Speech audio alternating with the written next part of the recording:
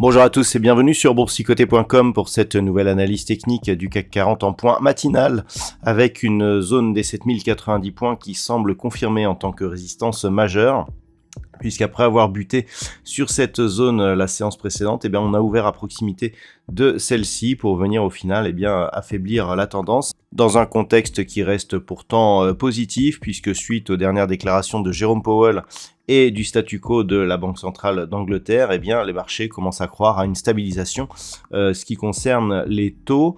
Donc pour l'instant, on est toujours dans le suivi ici de cette dynamique. On a eu une forte accélération hier avec cette bougie ici totalement à l'extérieur des bandes de Bollinger. On confirme donc l'impression haussière que nous avions ici lors de la cassure de cette zone des 6880 points.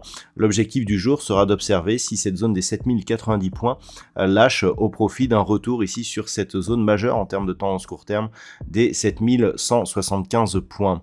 Au niveau des indicateurs techniques, c'est toujours assez positif, mais on commence à retrouver des signaux d'affaiblissement sur les histogrammes du MACD. C'est à suivre sur cette unité de temps 4 heures. Au niveau du RSI, on est rentré en zone de surachat hier avant de ressortir. Donc la conjonction de ces signaux nous indique que l'on pourrait avoir une phase de consolidation avant de poursuivre le mouvement.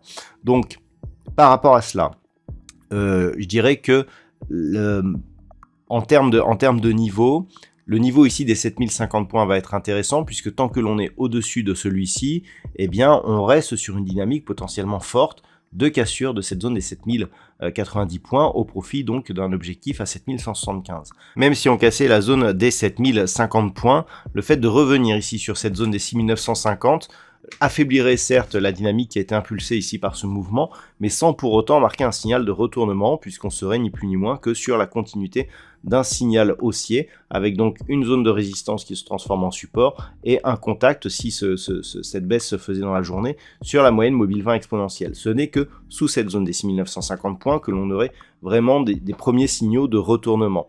Tant que l'on est au-dessus, l'objectif c'est cette zone des 7090 points et donc l'ouverture vers de nouveau plus haut.